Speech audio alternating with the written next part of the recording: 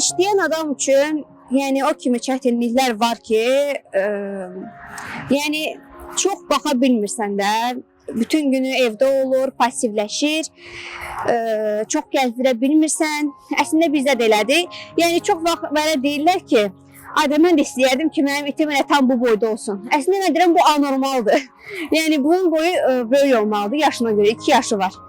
Sadəcə olaraq biz o qədər az gəzdirmişik ki, boyu çıxmayıb.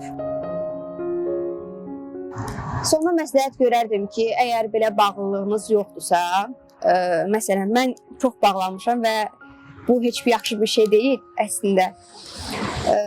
Əgər iti alıb normal saxlaya biləcəksinizsə, ona yaxşı baxa biləcəksinizsə alın. Amma yox, ona baxa bilməyəcəksiniz, sonra atacaqsınızsa. Çünki sizlə bir yerdə it də sizə öyrəşir, yəni heyvan da sizə öyrəşir. Ona görə əgər baxa bilməyəcəksinizsə, mən deyərdim ki, nə almayın, nə də sahiblənməyin. Amma baxa biləcəksinizsə, həqiqətən çox yaxşıdır. Evin bir üzündə çevrilib yəni. Təşəkkür edirəm biz izlədiyiniz üçün, Sofi ilə tanış olduğumuz üçün. Sizi çoxlu-çoxlu öpürük. Sağ olun.